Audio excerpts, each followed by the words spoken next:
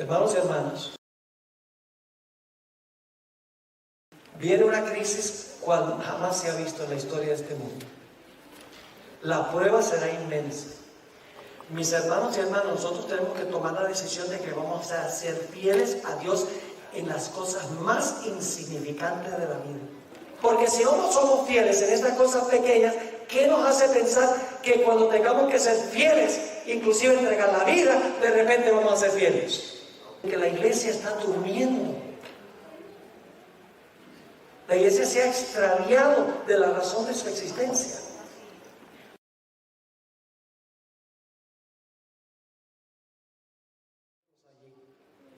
Vamos a buscar en nuestra Biblia una parábola de Jesús. Lucas 18 y el versículo 1 al 8. Lucas 18, 1 al 8. Se conoce como la parábola del juez injusto. No me gusta ese nombre. En realidad es la parábola de la viuda persistente, mejor nombrada. Es una ilustración de los puntos que trazábamos esta mañana, los 6 comunes denominadores. Ahora, esta parábola se aplica a todas las épocas, en forma general, pero se aplica especialmente a los últimos días. Y usted dice, ¿cómo sabemos, pastor, que esta parábola se aplica especialmente al final de la historia? Sencillamente porque antes de la parábola, inmediatamente antes de la parábola, Jesús está hablando de su segunda venida. Habla de los días de Noé y luego de los días de Lot. Luego viene la parábola. Y termina la parábola diciendo, cuando venga el Hijo del Hombre, hallará fe en la tierra. Es decir, la parábola se encuentra entre dos referencias a la segunda venida de Jesús. Se aplica especialmente a ese tiempo. Ahora vamos a analizar esta parábola. Hay varios actores en la parábola. En primer lugar hay un juez. En segundo lugar hay una viuda. En tercer lugar, la viuda está clamando al juez. También la viuda tiene un adversario. La viuda le pide al juez que le haga justicia sobre su adversario. Pero el juez se demora en responderle. Pero finalmente el juez interviene y le hace justicia. Vamos a leer la parábola e interpretarla a medida que vamos avanzando. Lucas 18 y el versículo 1. También le refirió a Jesús una parábola sobre la necesidad de orar siempre y no desmayar. Esta es la lección central de la parábola. Debemos orar siempre y no rendirnos, no darnos por vencidos. Y ahora va a ilustrar esa lección diciendo, había en una ciudad un juez que ni temía a Dios ni respetaba a hombre. Así que tenemos en primer lugar el juez. Luego dice, había también en aquella ciudad una viuda. Ahora, encontramos en esta parábola que la viuda lo ha perdido todo. El adversario le ha quitado todo.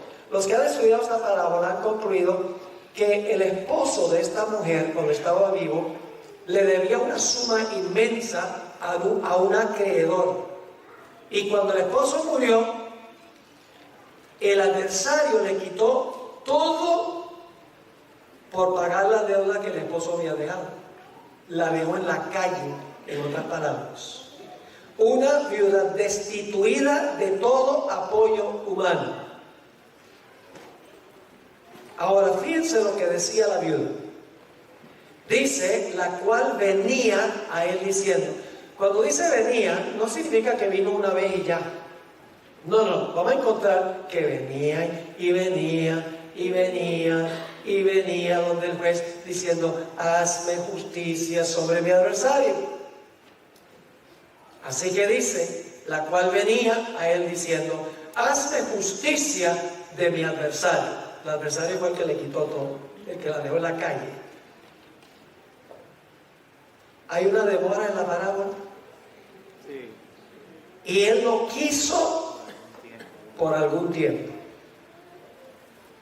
¿Se rindió la viuda porque no respondió inmediatamente? No, seguía viniendo. Ahora escuchen, él no quiso por algún tiempo. Pero después de esto, dijo dentro de sí, aunque ni temo a Dios ni tengo respeto a hombre, sin embargo, porque esta viuda me molesta, le haré justicia, no sea que viniendo de continuo, ahí dice que venía y venía y venía, no sea que viniendo de continuo me agote la paciencia. ¿Cuál fue la motivación de que el juez le respondiera a las plegarias de la viuda? Para quitársela de encima.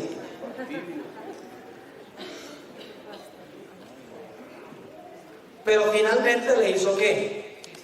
Le hizo justicia. Por la razón equivocada, pero después de la demora le hizo justicia.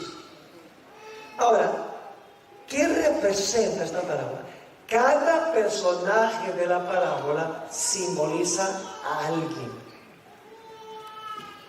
¿A quién representa el juez? A Dios. ¿A quién representa la viuda? Los escogidos al final de la historia. Lo vamos a ver en un momento. Yo pregunto, ¿qué representa una mujer simbólicamente? La iglesia. ¿Una mujer pura es una iglesia qué? Pura. ¿Una mujer ramera es una iglesia que se ha prostituido? ¿Qué representa una mujer viuda? Representa una iglesia que lo ha perdido todo. No, apostató. Ha perdido todo apoyo humano. No tiene dónde caerse muerta. Yo pregunto, ¿eso va a pasar con el pueblo de Dios al final de la historia? Los fieles en la iglesia van a perder todo apoyo humano, casas, carros, dinero en el banco, la libertad, todo lo va a perder. Son representados por la viuda. Ya lo vamos a ver. ¿Quién es el adversario al que le quita todo al pueblo de Dios? Satanás. La palabra adversario aquí no es una palabra muy común en el Nuevo Testamento, es la palabra antidicón. Se usa solo 3 veces en el Nuevo Testamento. Hay otro versículo que usa la misma palabra, donde dice, vuestro adversario, el diablo, anda cual león rugiente buscando a quien devorar. ¿A quién representa el adversario? ¿Quién le va a quitar todo al pueblo de Dios? Satanás. ¿Y qué va a hacer el pueblo de Dios? El pueblo de Dios va a decir, no, Dios me abandonó, ni para qué le sirvo. No. El pueblo de Dios, a pesar de que no tiene nada, el adversario le ha quitado todo, sigue viniendo y viniendo y viniendo en oración a Dios, como Jacob. Y finalmente, ¿qué va a decir Dios? ¿Va a haber una demora? ¿Dios va a responder inmediatamente? No, va a haber una demora. Pero finalmente, Dios va a intervenir para hacerle justicia a su pueblo. Pero escuchen bien, lo va a hacer por una razón distinta que el juez de la parábola. Algunos dicen, ¿cómo puede el juez representar a Dios si dice que ni temía a qué? A Dios, ni respetaba a hombre? ¿Cómo se puede representar a Dios? Representa a Dios a manera de contraste. Es decir, Jesús está diciendo, si un juez injusto responde la plegaria de una viuda por quitársela encima, ¿cuánto más Dios responderá las plegarias de su pueblo porque los ama? Dios responde por una razón distinta que el juez en la parábola. Ahora usted dice, ¿será que la interpretación que da el pastor Bola es correcta? Jesús explicó la parábola. Note lo que dice el versículo 6, aquí viene la explicación.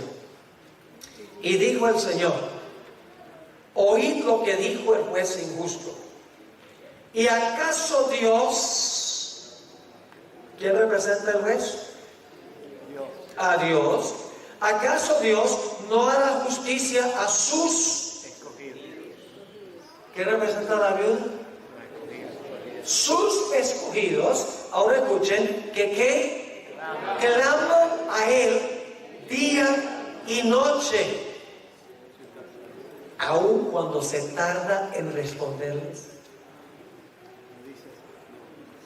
Lean el capítulo sobre el tiempo de angustia en el conflicto de los siglos.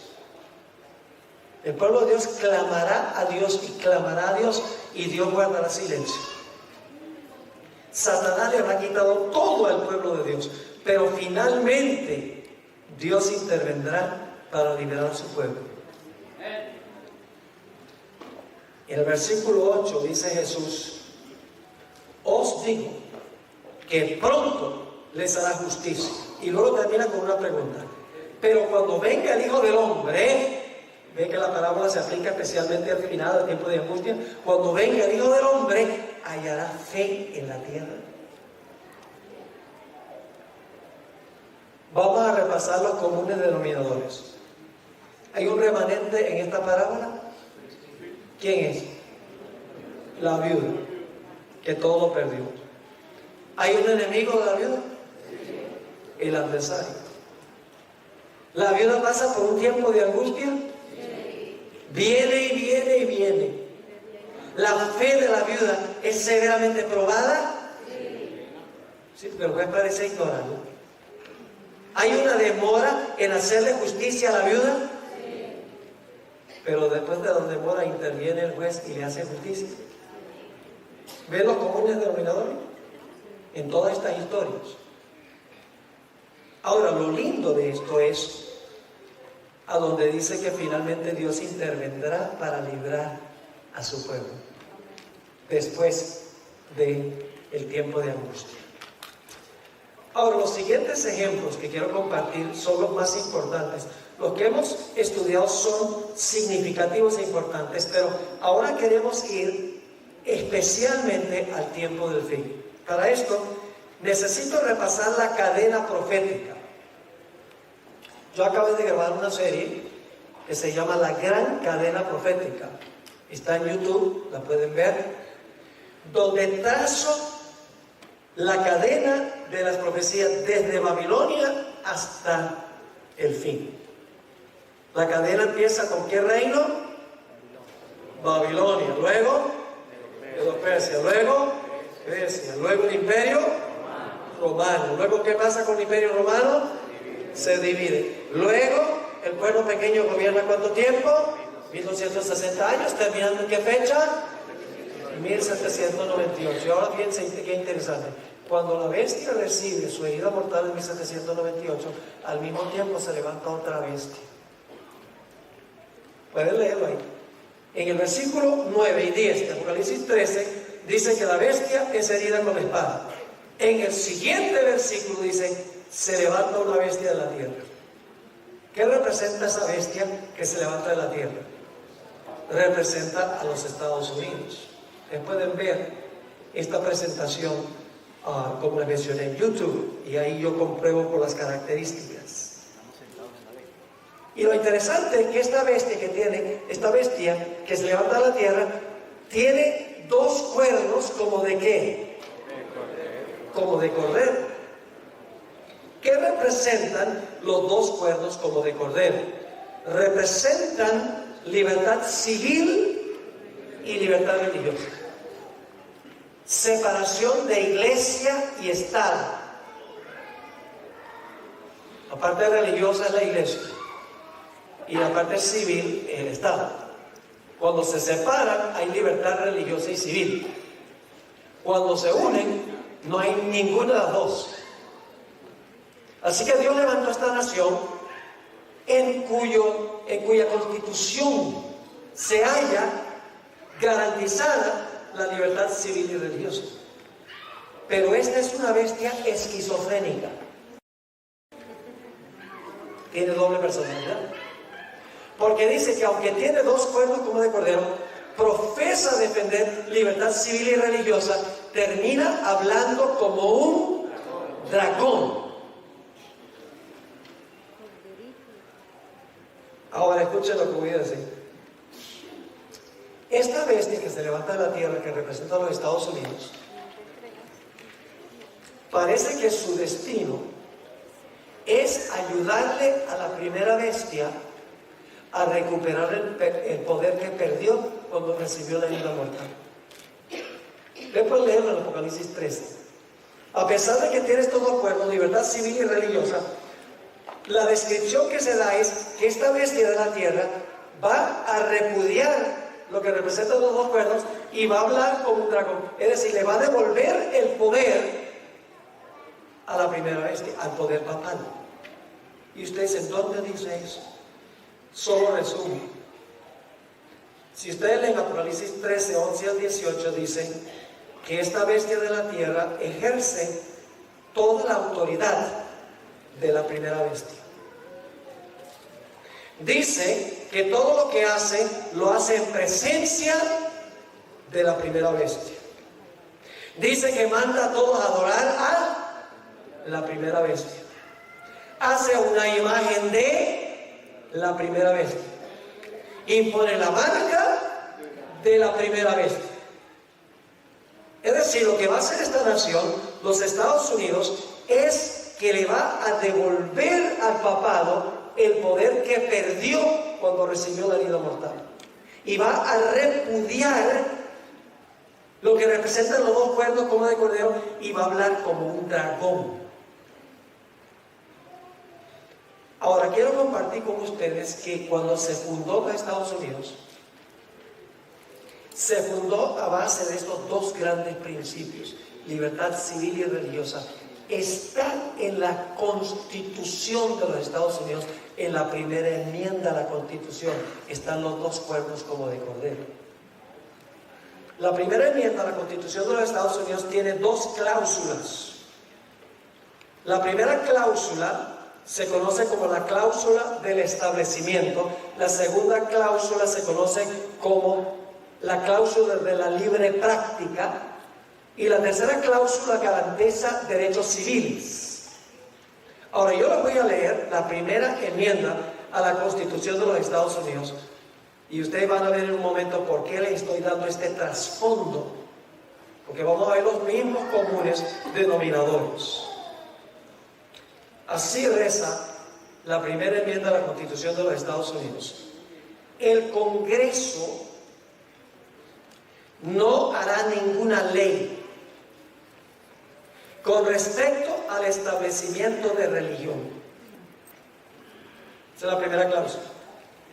¿Qué quiere decir? Que ¿quién redacta las leyes en un país? El Congreso. En un país que tiene un sistema representativo, el Congreso es el que redacta las leyes. En la primera cláusula dice que el Congreso de los Estados Unidos no puede hacer ninguna ley que establezca religión, que establezca alguna observancia religiosa. La segunda cláusula dice: el Congreso no hará ninguna ley que prohíba la libre práctica de la religión. Es decir, la primera enmienda, las dos cláusulas, la primera prohíbe que el Congreso haga leyes que establezcan alguna observancia religiosa, y la segunda cláusula le prohíbe al Congreso que haga una ley que prohíba que la gente practique su religión. Les voy a dar una ilustración para que puedan entender la diferencia. Nosotros los adventistas creemos que el Congreso de los Estados Unidos algún día va a redactar una ley dominical y va a mandar que todos guarden el domingo como día de reposo. Yo pregunto, ¿sería esa una violación de la Constitución de los Estados Unidos? Sí. Un bebé entendería eso. Porque es establecer una observancia religiosa que lo prohíbe la primera cláusula de la primera enmienda. Pero no solamente va a hacer una ley dominical que obligue a guardar el domingo, sino que va a terminar haciendo una ley que prohíba que usted guarde el sábado. La libre práctica, establecer el domingo es establecer religión. Una ley antisabática es prohibir que usted practique su religión. La primera enmienda le prohíbe al Congreso que haga una ley dominical y una ley antisabática. Y usted dice, entonces, ¿cómo va a pasar? Bueno, yo pregunto, ¿en qué se parece un cordero a un dragón? Es la bestia con dos cuernos como de cordero, que profesa apoyar libertad civil y religiosa, que va a repudiar eso hablando como un dragón. Va a contradecir su profesión. ¿Están entendiendo? Ahora, en el libro de Daniel, tenemos, dicho sea de paso, antes de ir al libro de Daniel, la tercera cláusula de la primera enmienda garantiza libertades civiles. Las primeras dos cláusulas, libertad religiosa. El Congreso no puede hacer una ley que establezca religión, ni puede hacer una ley que prohíba que la gente practique su religión. La tercera cláusula de la primera enmienda garantiza libertades civiles. Se lo voy a leer.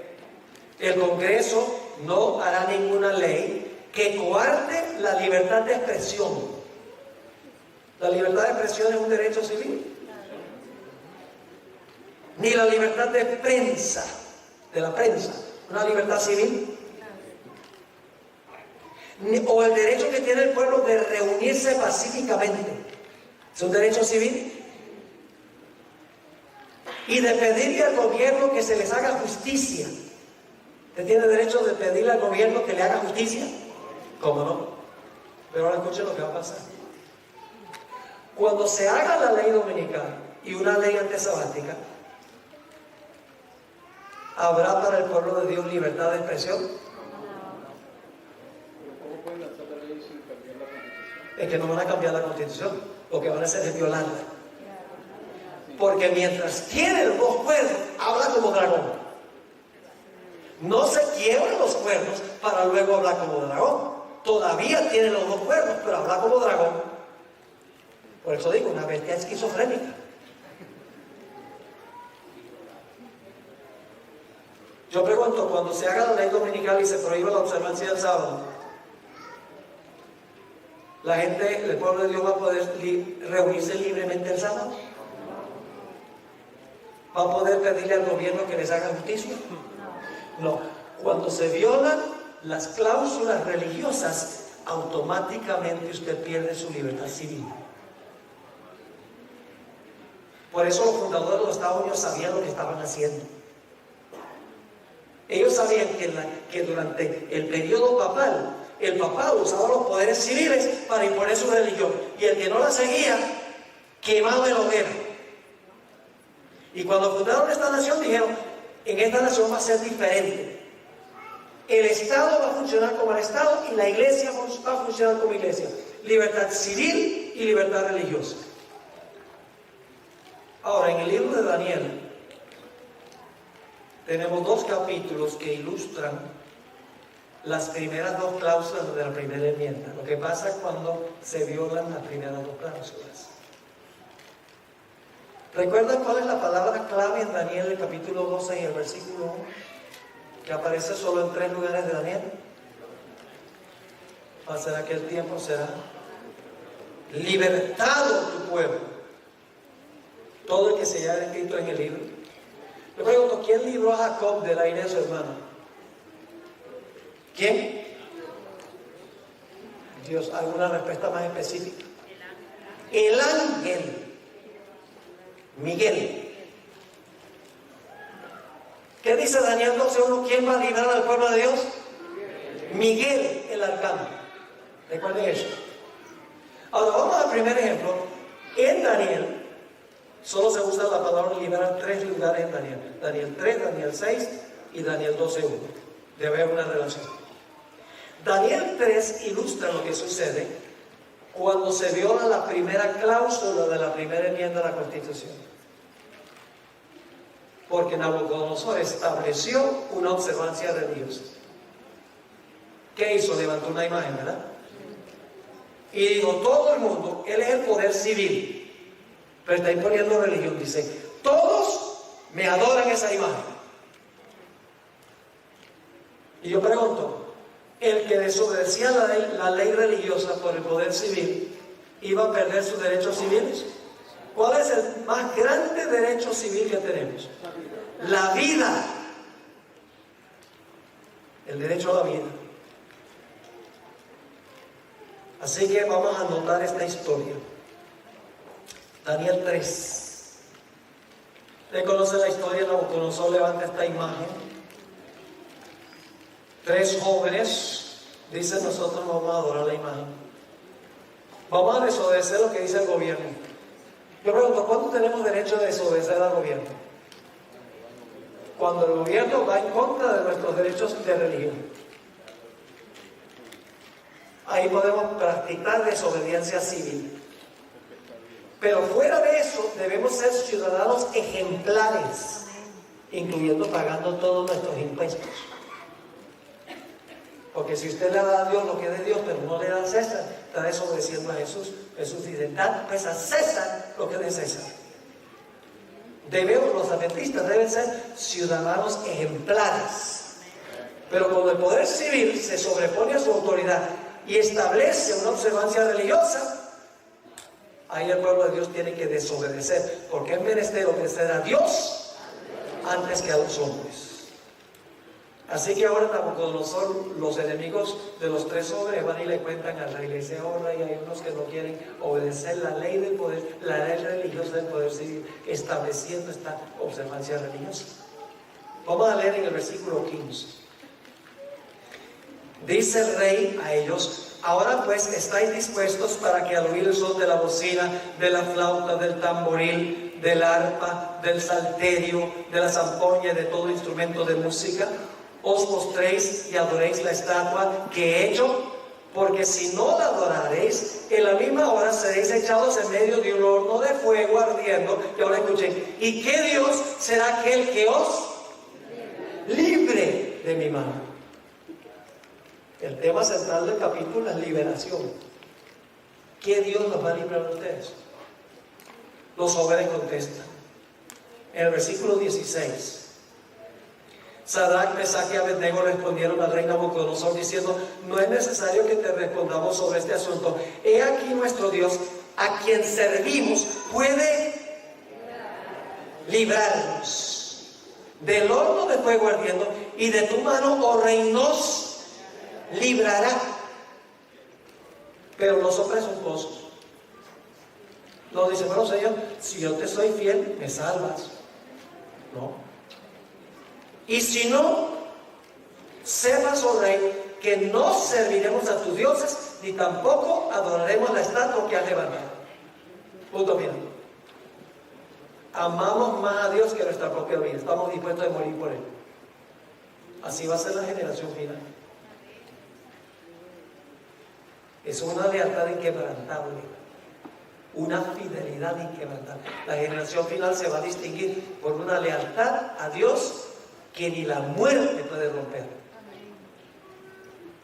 Así que el rey, como dicen los puertorriqueños, se enfogonó.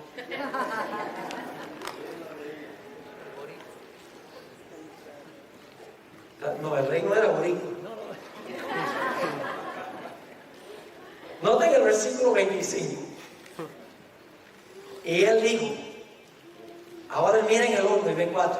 Dice: he aquí, yo veo 4 varones sueltos que se pasean en medio del fuego sin sufrir ningún daño, y el aspecto del cuarto es semejante, las versiones dicen, al hijo de los dioses. Mala traducción. Es al hijo de Dios. Y claro, la gente pregunta: ¿cómo sabía el rey el aspecto del hijo de Dios? La hermana me dice: porque Daniel y sus amigos le habían contado cómo era el ángel de Jehová. Y él lo entendió. Porque ya él había conocido a los jóvenes en el capítulo 1. Así que ¿quién entró al horno para salvarnos?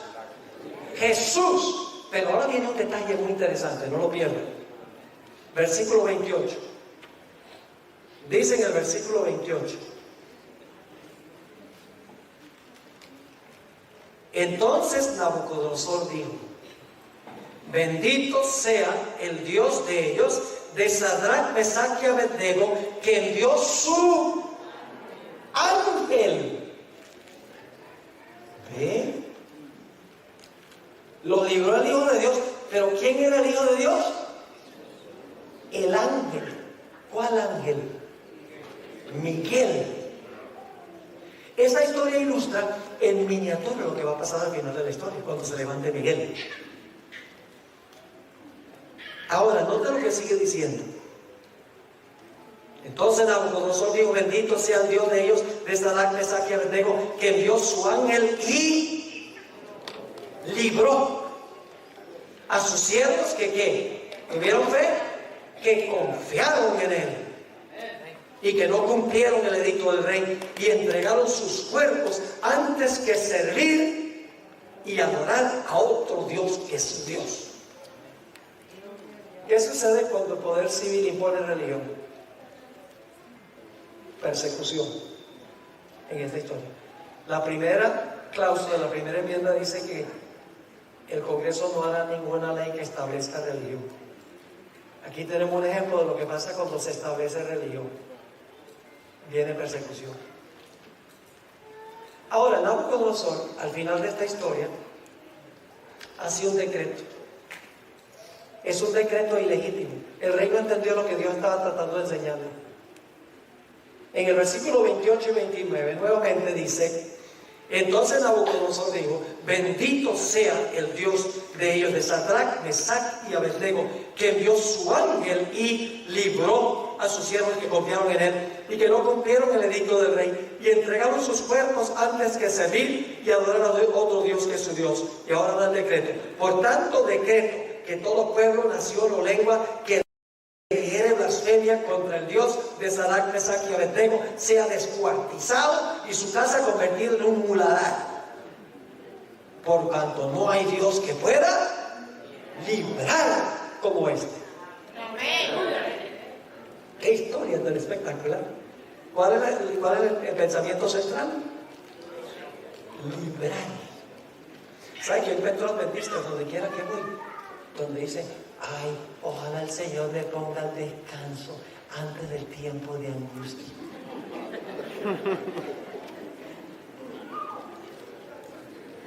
Eso es medio egoísta. Ay, no, yo no voy a poder resistir ese tiempo. Así que, Señor, ponme a descansar primero. ¿Usted se imagina lo que será el privilegio de vindicar la verdad de Dios en medio del peor periodo de la historia del mundo? Pararse por Dios, aun cuando se trate de entregar la vida por el Señor. Testimonio poderoso. No hay Dios que pueda librar como este. Claro, el rey no entendió que el poder civil no podía tampoco mandar a todos a adorar al Dios verdadero. El poder civil no le puede decir a la gente que adore a un Dios falso ni que adore a uno verdadero, porque el poder civil no está para establecer religión. Era ilegítimo que el rey diga: si alguien blasfema al Dios de Israel, lo vamos a cortar en pedacitos y le vamos a demoler la casa. Ilegítimo. Ahora quiero que notemos la segunda historia. Vaya, dicho sea de paso, ¿están todos los comunes denominadores en esta historia? Sí. ¿Hay un remanente fiel? ¿Tienen enemigos? ¿Pasan por un tiempo de angustia? ¿Su fe severamente probada? ¿Dios se demoró en librarlos? Permitió que pasaran por el horno, pero después de la demora, ¿Dios los libró? Ven, todos estos cuadros del tiempo de angustia son paralelos. Ahora, hay otra historia en Daniel que ilustra lo que sucede cuando el poder civil prohíbe que usted practique su religión. La historia de Daniel 6, la segunda cláusula de la primera enmienda. Vamos a Daniel 6 y el versículo 5. Daniel tenía enemigos. No le gustaba Daniel porque era un hombre recto, un hombre leal, fiel al rey. Así que ellos preparan una trama. Dice en el versículo 5: entonces dijeron aquellos hombres: no hallaremos contra este Daniel ocasión alguna para acusarle, si no la hallamos contra él en relación con ¿qué? Con la ley de su Dios. ¿Cuál es el punto de contención? La ley. Y vamos a encontrar que también la adoración. Así que estos hombres, enemigos de Daniel, van al rey y convencen al rey que dé un decreto, una ley que no se podía revocar. Los medo-persas, las leyes no se podían revocar. Noten el versículo 6. Entonces estos gobernadores y sátrapas se juntaron delante del rey y le dijeron así: Rey Darío, vive para siempre. Todos los gobernadores del reino, magistrados, sátrapas, príncipes y capitanes han acordado por consejo que promulgues un decreto real y lo confirmes, que cualquiera que en el espacio de 30 días demande petición de cualquier dios u hombre fuera de ti, oh rey, sea echado en el foso de los leones. Y el rey está diciendo: esta gente sí me quiere a mí. Engañaron al rey. ¿Sabe que este es un tema recurrente que recurre en las historias de la Biblia? Yo pregunto, en los días de Esther, ese es nuestro próximo ejemplo. Los días de Esther, ¿Amán engañó al rey? Al final de la historia, ¿el papado va a engañar a los reyes de la tierra? ¿Qué pasó cuando el rey descubrió que lo estaban engañando? Donde antes dio el decreto contra Daniel, ahora mandó a matar a todos los que lo engañaron. ¿Qué pasó en los días de Esther? ¿Qué pasó con los que prepararon la trama? El rey se enfogonó con ellos y los acabó. Y en Apocalipsis dice que los reyes que fornicaron con la ramera aborrecerán a la ramera y la harán desolada, desnuda. Y dice, la quemarán con fuego y comerán sus carnes. Una forma de decir que van a estar bien bravos con ella, porque fornicaron con ella. Hoy en día, los gobernantes del mundo, en las Naciones Unidas, 193 naciones, cuando vino el Papa en septiembre, y cuando dio su discurso sobre el cambio climático y la pobreza, óigame, por varios minutos, todos los gobernantes del mundo se levantaron y le dieron un rotundo aplauso. Dice, este hombre es maravilloso, qué sistema maravilloso, pero no se dan cuenta que los está engañando. Y cuando se despierten, ay, Apocalipsis dice que aborrecerán a la ramera. Así que el rey dice, bueno, estos me quieren mucho, ¿y qué hace? Hace una ley. Pero ahora escuchen bien, es una ley distinta que la de Nabucodonosor. Porque ¿qué es lo que está haciendo el rey? Está prohibiendo que Daniel practique su religión. No está diciendo hay que orar de esta manera, sino que está diciendo no puedes orar. ¿Ven la diferencia? Y entonces Daniel oye que se dio un decreto y que él ahora no puede practicar su religión por edicto del poder civil. ¿Y qué hace Daniel? Daniel dice, bueno, yo me voy a mi casa, a mi cuarto. ¿Para qué enojar al rey? Voy a cerrar las ventanas. No fue políticamente correcto. Dice en el versículo 10, cuando Daniel supo que el edicto había sido firmado, entró a su casa y, abiertas las ventanas de su cámara que daban hacia Jerusalén, se arrodillaba. ¿Tiene que ver con la adoración esto también? Se arrodillaba 3 veces al día y oraba y daba gracias delante de su Dios, como lo solía hacer antes. ¿Desobedeció la ley? ¿Desobedeció la ley del poder civil? ¿Tenía derecho de hacerlo? Sí, porque la ley civil estaba prohibiendo que él practicara su religión, que es la segunda cláusula de la primera enmienda, ilustrada. Así que el rey ahora se entristece y dice que todo el día procuró conseguir una forma de salvar a Daniel y no pudo. Así que lo echó al foso de los leones. Y quiero que notemos lo que dice, empezando en el versículo 14 del capítulo 6. Cuando el rey oyó el asunto, le pesó en gran manera y resolvió, ¿cuál es la siguiente palabra? Librar. Resolvió librar a Daniel y hasta la puesta del sol trabajó para librarle. ¿Ven? Daniel 3, Daniel 6 y Daniel 12:1.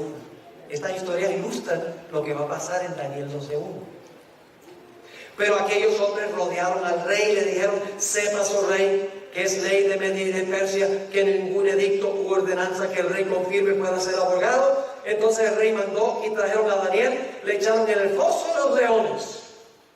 Y el rey dijo a Daniel: el Dios tuyo, a quien tú continuamente sirves, Él te libre, porque yo no puedo. Y fue traída una piedra y puesta sobre la puerta del foso, la cual selló el rey con su anillo y con el anillo de su príncipe, para que el acuerdo acerca de Daniel no se alterase. Luego el rey se fue a su palacio y se acostó ayuno, ni instrumentos de música fueron traídos delante de él, y se le fue el sueño, le dio un sueño toda la noche. El rey pues se levantó muy de mañana y fue apresuradamente al foso de los leones, y acercándose al foso llamó a voces a Daniel con voz triste y le dijo: Daniel, siervo del Dios viviente, el Dios tuyo, a quien tú continuamente sirves, ¿te ha podido librar de los leones? Entonces Daniel respondió al rey: oh rey, vive para siempre.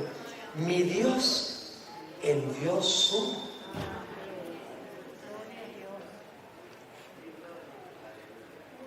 ¿Quién libró a Jacob?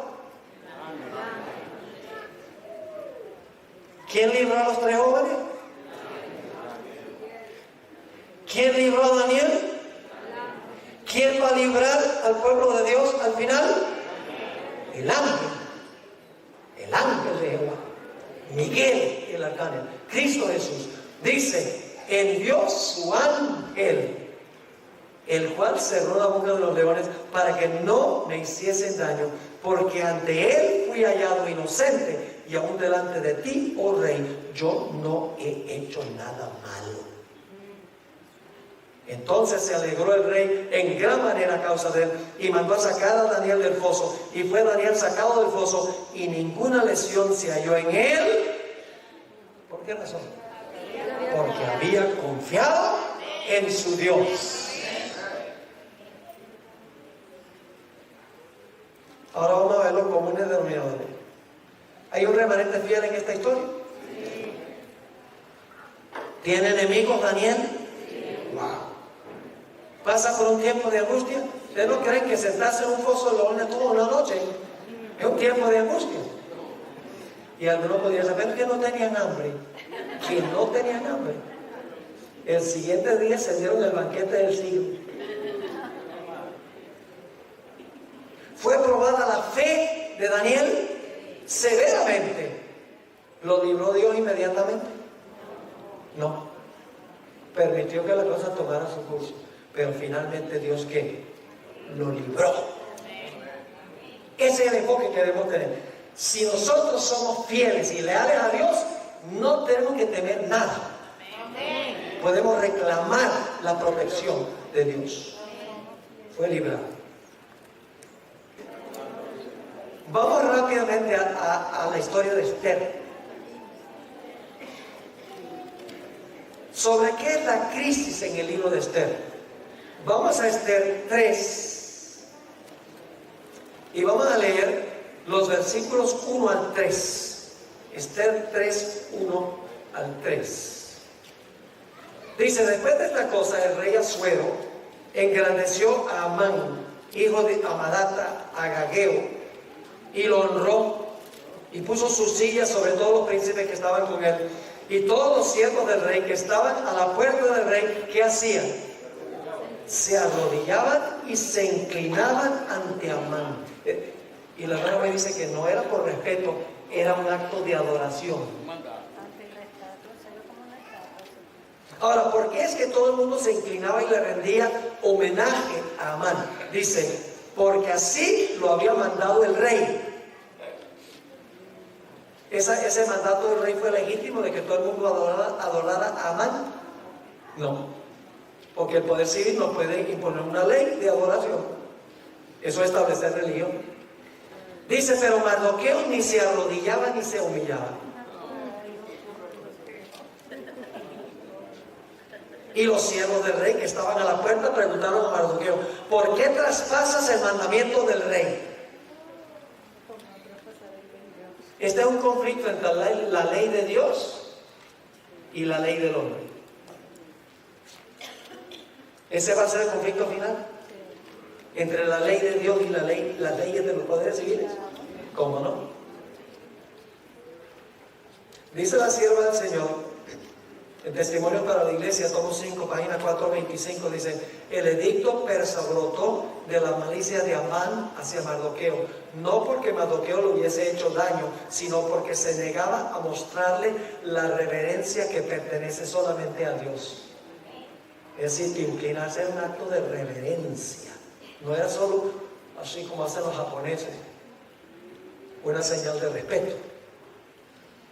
Así que Amán dice: yo voy a ir al rey y le voy a pedir al rey que dé un decreto contra esta gente, pero no le voy a decir quiénes son, porque sabía que la reina era judía. Así que dice en el capítulo 3 y el versículo 8 y 9, Amán va ante el rey y dice: y dijo Amán al rey Asuero: hay un pueblo esparcido y distribuido entre los pueblos en todas las provincias de tu reino. Y luego, ¿qué dice? ¿Sus qué? Sus leyes son diferentes a las de todo pueblo y no guardan las leyes del rey. ¿Cuál ley era que estaban desobedeciendo? La ley de adoración que había dado el rey. No obedecen las leyes del rey. Y al rey nada le beneficia dejarlo vivir. Si place al rey, decrete que sean destruidos. Y yo pesaré 10,000 talentos de plata a los que manejan la hacienda para que sean traídos a los tesoros del rey. Un decreto de muerte. Porque no se obedecía la ley de adoración que había dado el rey. Ahora yo pregunto, ¿en esta historia hay un remanente fiel? Mardoqueo. ¿El remanente tiene enemigos? ¿Pasa el pueblo por un tiempo de angustia?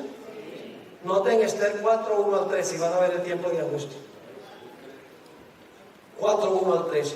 Luego que supo Mardoqueo todo lo que se había hecho, rasgó sus vestidos, se vistió de cilicio y de ceniza y se fue por la ciudad clamando con grande y amargo clamor, y vino hasta donde la puerta del rey, pues no era lícito pasar adentro de la puerta del rey con vestidos de cilicio, y en cada provincia y lugar donde el mandamiento del rey, su decreto llegaba, tenían los judíos gran luto, ayuno, lloro y lamentación. Cilicio y ceniza era la cama de muchos. ¿Pasaron por un tiempo de angustia? Me da la impresión de que sí. Dios se demoró en librarnos. Lean el libro. Tienen que pasar una serie de eventos. Y durante todo ese tiempo hay un decreto de muerte contra los judíos. Pero yo pregunto, al final de la historia, Dios intervino para librar a su pueblo. Permítame leer esta cita de la hermana White.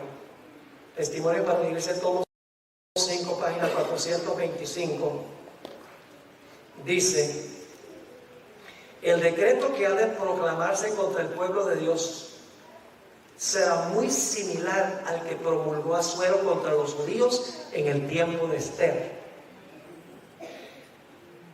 Es decir, es una historia simbólica del tiempo del fin. Sigue diciendo: el edicto persa brotó de la malicia de Amán hacia Mardoqueo, no porque Mardoqueo le hubiese hecho daño, sino porque se negaba a mostrarle la reverencia que pertenece solamente a Dios.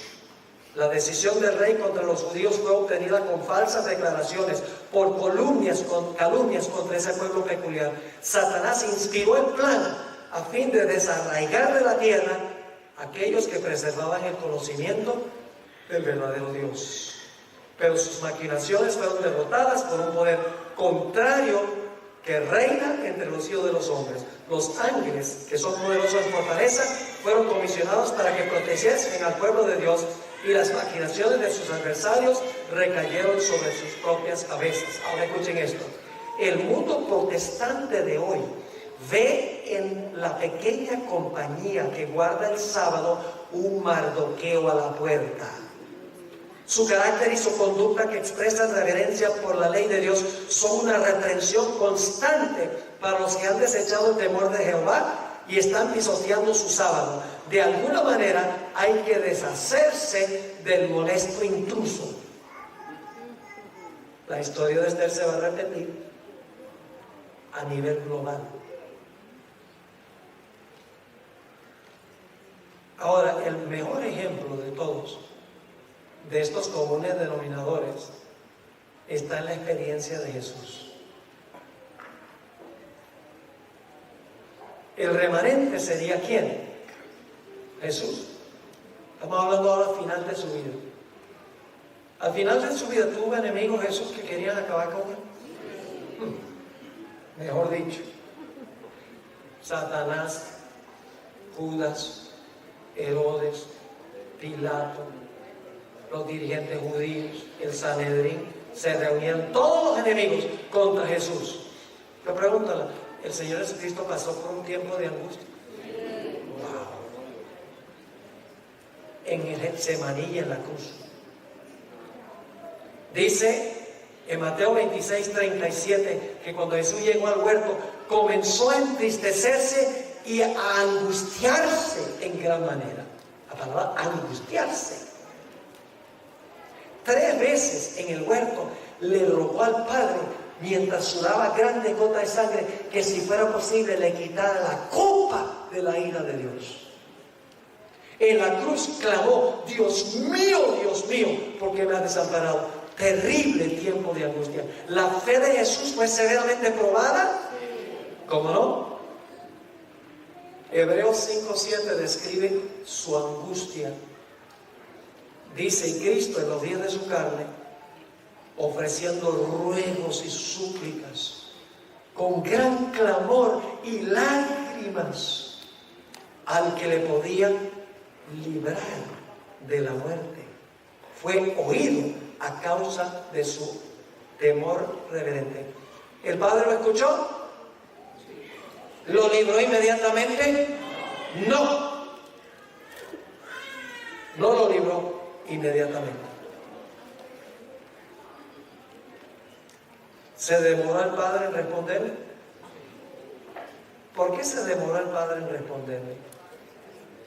Hebreos 5:8, el siguiente versículo. Dice: ¿por qué el Padre permitió que pasara por el tiempo de angustia? Dice: y aunque era hijo, por lo que padeció, aprendió la obediencia. ¿Qué vamos a aprender mientras pasemos por ese tiempo? A obedecer. Aunque tengamos que entregar la vida, aprenderemos a obedecer por lo que padecemos. Ahora, lo interesante es que Jesús no fue librado inmediatamente, porque murió.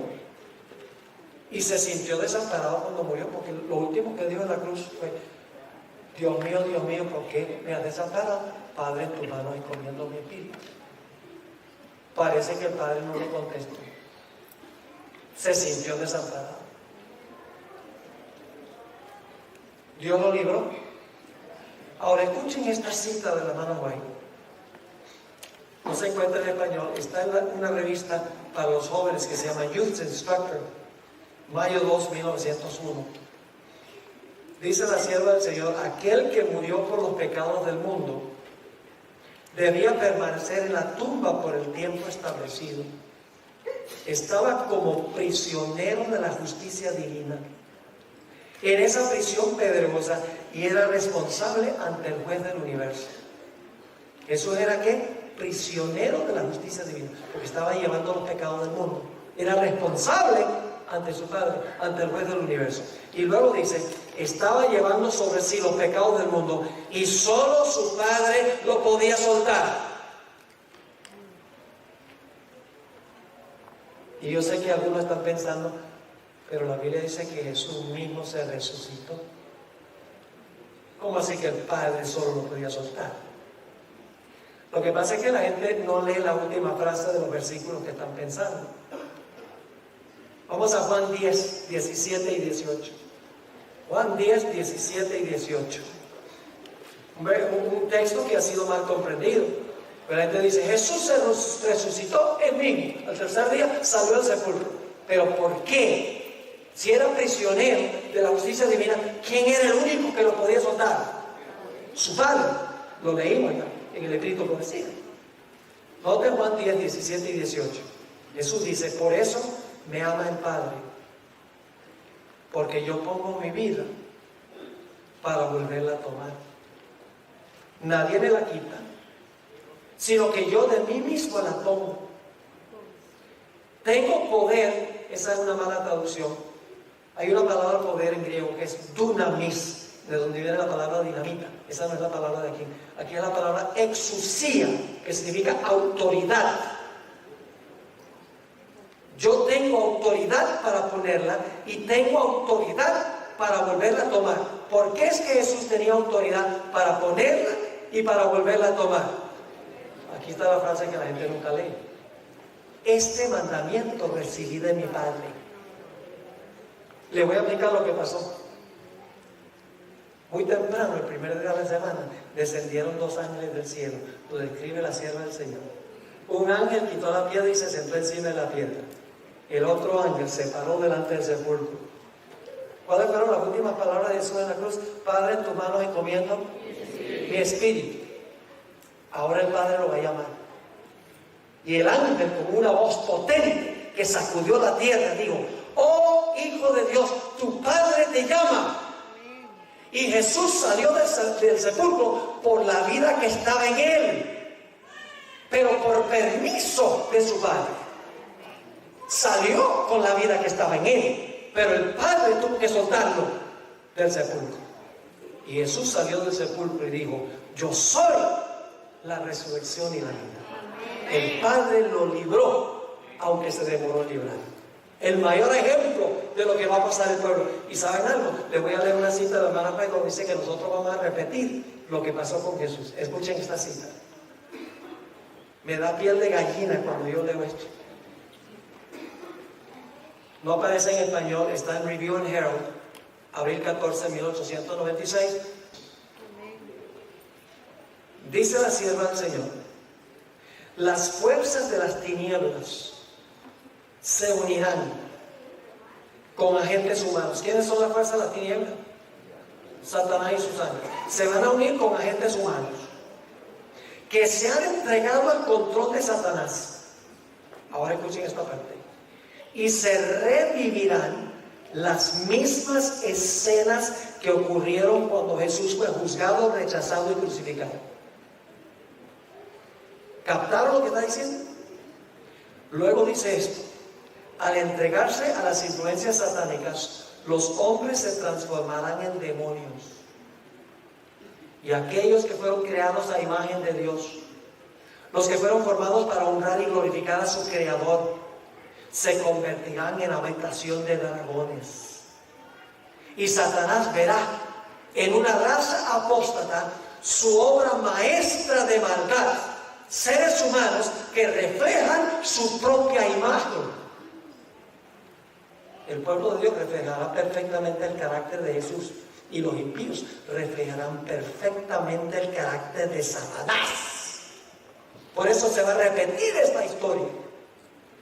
Entonces, ¿qué tenemos que hacer nosotros? Lo que hacía Jesús. Tenemos que formar esa relación íntima con Jesús a través de la oración, el estudio de la palabra y trabajar por Jesús. Es lo que hacía Jesús. Por eso tenía una relación estrecha con su Padre. Ahora vamos a nuestro último ejemplo. La historia de Job. Y he dejado esto de último con un propósito muy especial. Les voy a contar la historia. Abuelo de paja. Un día vienen los hijos de Dios a presentarse delante de Jehová. Y entre ellos aparece ¿quién? Satanás. Y Dios le dice a Satanás: ¿de dónde vienes? Dice: de rodear la tierra y andar por ella. Es decir, vengo de supervisar mi territorio. ¿Por qué estaba Satanás en esa reunión? ¿Quién debería haber estado en esa reunión? Ana.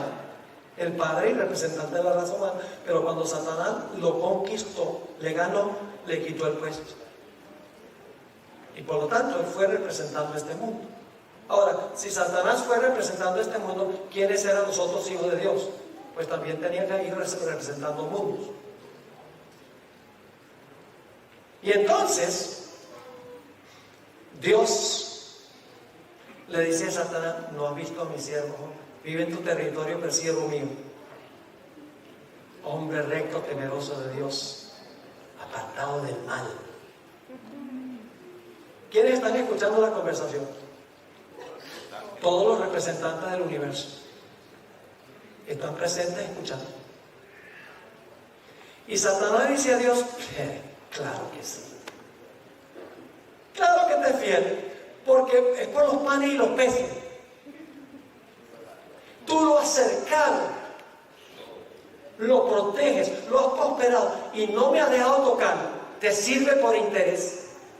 Pero si tú me permitieras quitar lo que tiene, te blasfemaría en tu rostro. ¿Quiénes están escuchando? Todos los representantes del universo. ¿Qué hubiera sucedido si Dios dice: no le hagan caso, son mentirosos? Los seres celestiales hubieran pensado: bueno, ¿y a qué le tiene miedo Dios? De verdad que lo ha acercado y lo ha prosperado y lo sirve por eso. ¿Quién sabe si tenga razón? Así que Dios dice, en presencia de todo, dice: ah, sí,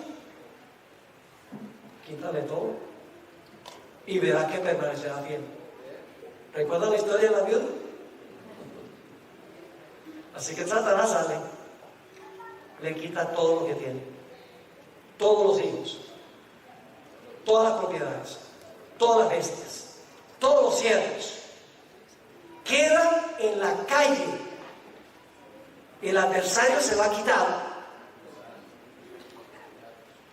¿Y qué dice Job?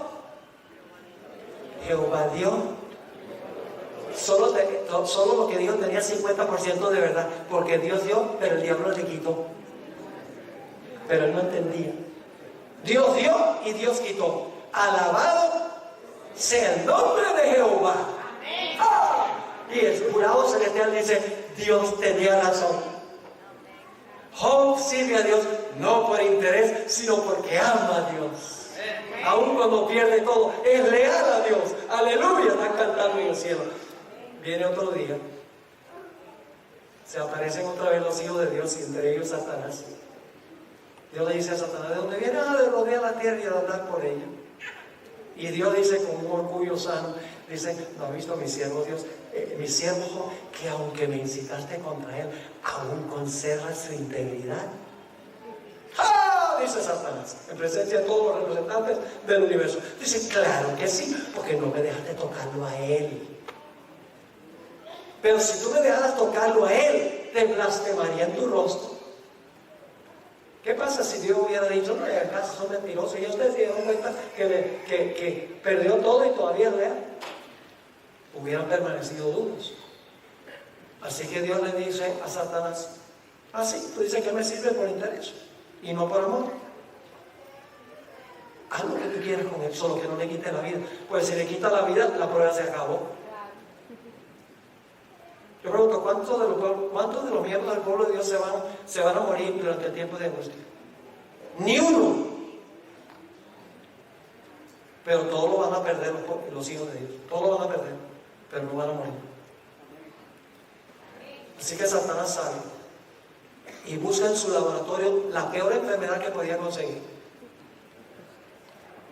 Dice que le dio una sarna maligna desde la punta de la cabeza hasta la planta del pie. Y era tan terrible que tenía que rascarse con una teja,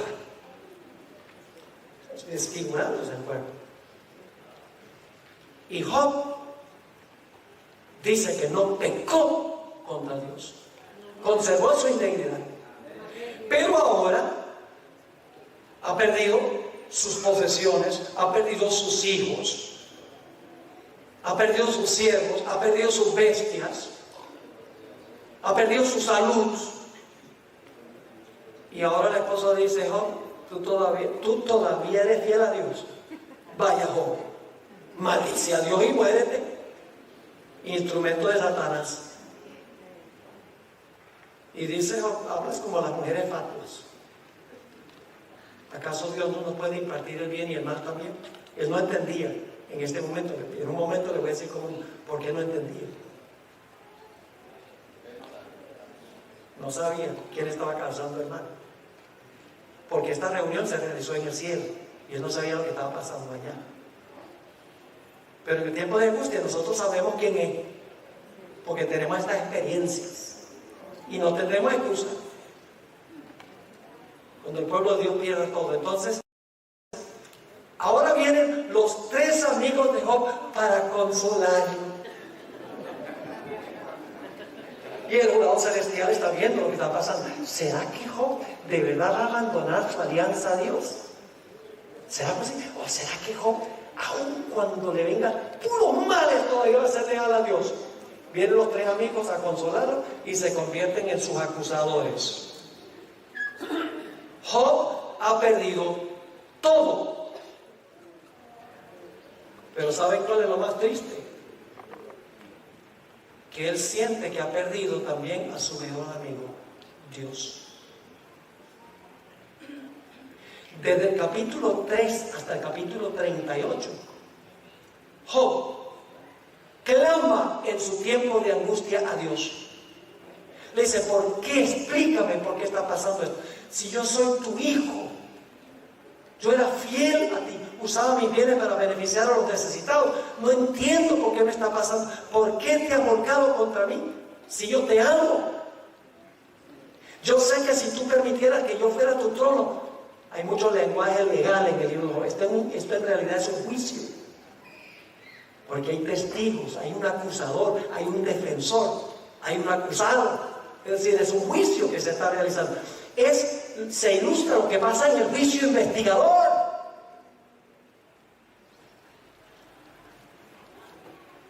Y la respuesta de Dios a Job, un rotundo silencio.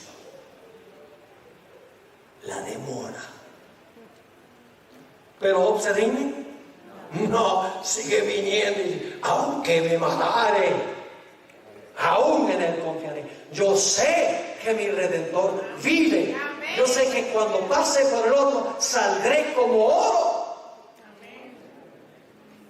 Una experiencia ambivalente. Confío, pero ¿por qué me has desamparado? Y si ustedes quieren que eso es pecado, entonces Jesús fue pecador. Porque Jesús sintió lo mismo. Confió en su Padre, pero dijo, Dios mío, ¿por qué me has desamparado? Finalmente llega el capítulo 38 y Dios le dice a Job, bueno, ya hablaste suficiente, ahora me toca a mí. Ustedes lo pueden leer.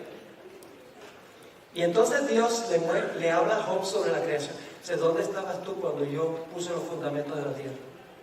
Y Dios describe la creación día por día, en su orden correcto. Usted puede leerlo en Job 38 y 39. Cada día de la creación Dios describe y le dice a Job, le hace más de 50 preguntas. ¿Dónde estabas tú? ¿Tú hiciste esto? Y por cada pregunta que Dios hace, Job se está volviendo más pequeño e insignificante. ¿De quién soy yo, miserable gusano, para exigirle respuestas a Dios? Y cuando Dios termina de mostrarle su grandeza a Job, Job dice,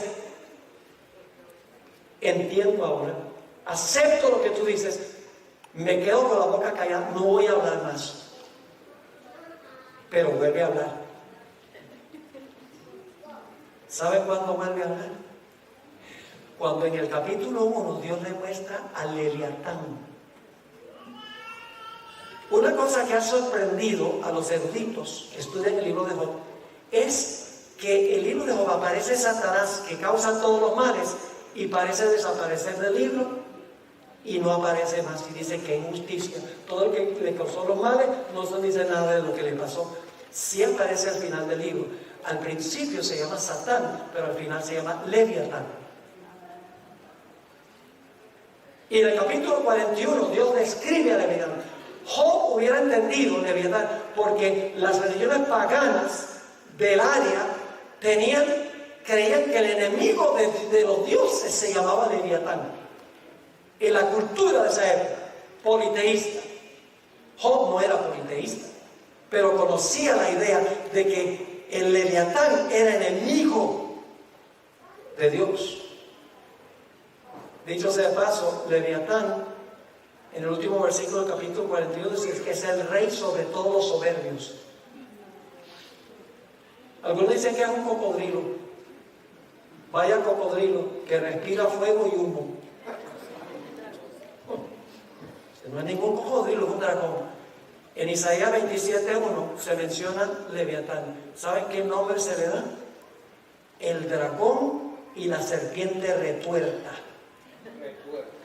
Se le llama Leviatán, se le llama dragón y se le llama serpiente retuerta. Y el Salmo 74 dice que Leviatán tiene múltiples cabezas. En Apocalipsis, el capítulo 12, encontramos a ese personaje. 7 cabezas. Y se le llama la serpiente antigua, Satanás, que es el nombre original que se le dio en el libro de Job. El diablo y Satanás. Es decir, ¿quién es Leviatán? Satanás. Así que cuando Dios le muestra Leviatán a Job, Job dice, ahora sí entiendo que me estaba causando nervioso. Es Satanás. Y entonces ahora Job dice, Señor, ¿me permites hablar de nuevo? Y para hacer una larga historia corta, Job dice al final de la historia, dice, de oídas te había oído, pero ahora mis ojos te ven. Ahora entiendo, dice Job. Y se arrepintió en saco y ceniza. No se estaba arrepintiendo del pecado, sino que se estaba arrepintiendo de haber cuestionado a Dios por lo que le había sucedido. No falló, porque Dios lo recompensó con el doble de lo que tenía antes. Yo pregunto, ¿en esta historia hay un remanente? ¿Hay enemigos? ¿Hay un antídico? Oh, el diablo. ¿Pasa Job por un tiempo de angustia? ¿La fe de Job es severamente probada? ¿Dios se demora en responderle? Pero finalmente Dios interviene y lo libra. Exactamente. ¿Por qué permitió Dios que Job pasara por su experiencia? Por 2 razones. Uno, para consumir todo lo que lo ataba a este mundo. Para purificar y refinar su carácter. Para quemar toda la escoria en su carácter. Por eso Job dijo en el capítulo 23 y el versículo 10, cuando me hubieren probado, saldré como oro. Así que él entendió que esta experiencia de agonía fue para refinar su carácter. Pero hubo una segunda razón, y era para enseñarle una lección al universo. De que Dios tendrá un pueblo en el tiempo del fin. Un pueblo que aunque pierda todo, será fiel a Dios. No por interés, sino por amor. No un individuo, sino toda una generación de santos. La generación final, la generación fiel. Que aunque se desplomen los cielos, permanecerán fieles e inconmovibles en su alianza para con Dios. Y el universo, al observarlo, dirá, amén. Dios tiene un pueblo fiel. Dios tiene un remanente fiel. Jesús hizo la pregunta, cuando venga el Hijo del Hombre, ¿hallará fe en la tierra?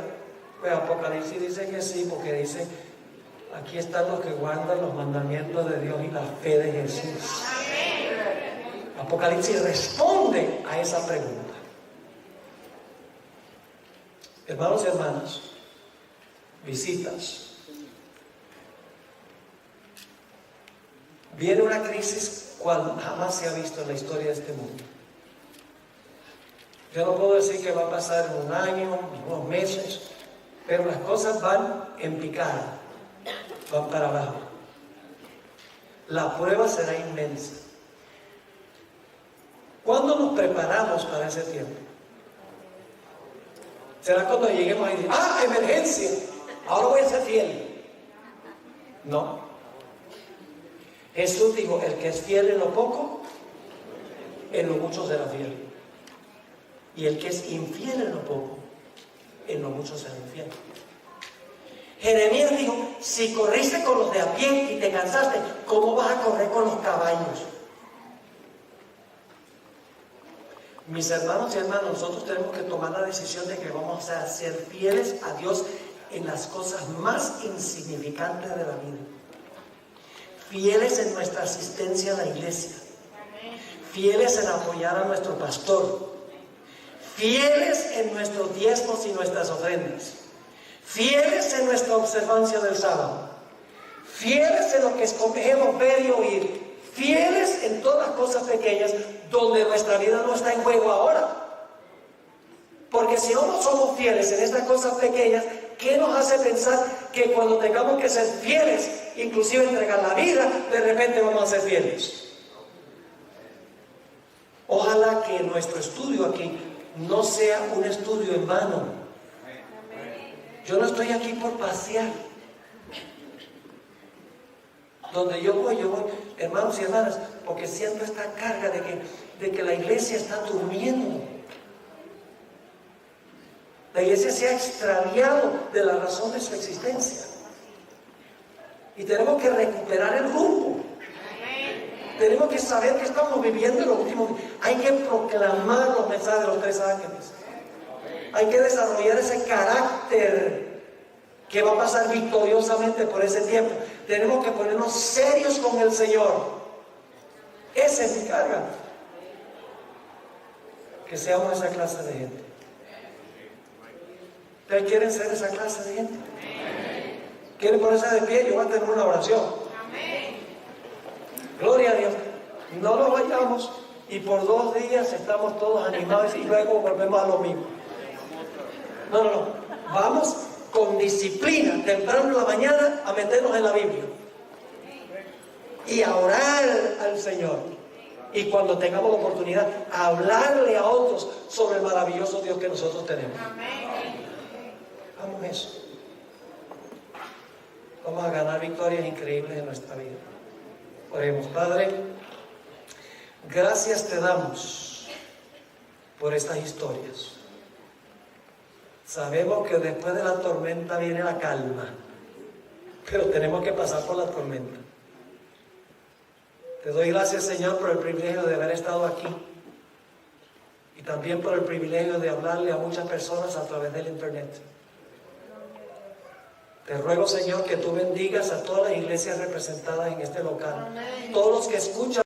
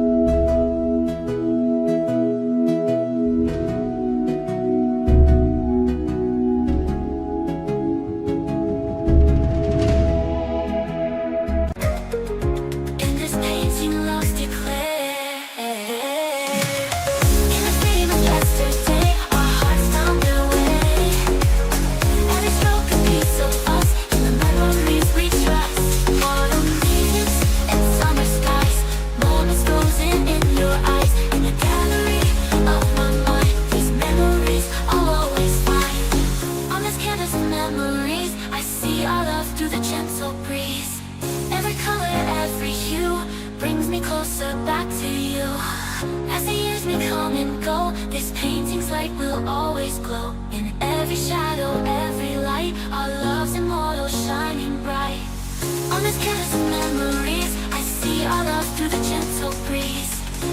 color, every hue brings me closer back to you.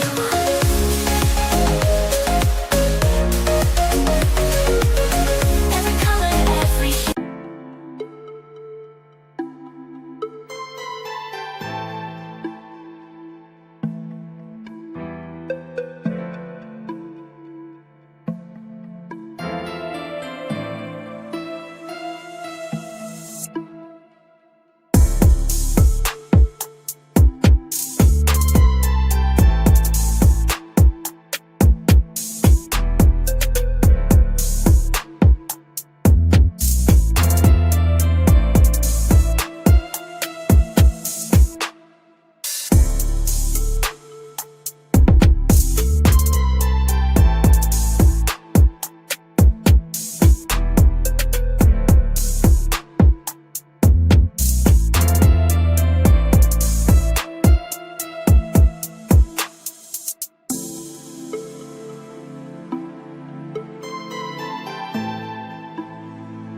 Por el internet, sean adventistas o no adventistas, te ruego, Señor, que nos ayudes en este mismo momento a tomar la decisión de que vamos a hacer una entrega sin reservas a Jesús,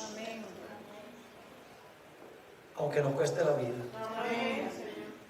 Gracias, Padre, por cumplir tu promesa con nosotros, y gracias por responder nuestra oración, porque te lo imploramos en el precioso e incomparable nombre, el nombre sobre todos los nombres, el nombre de Jesús.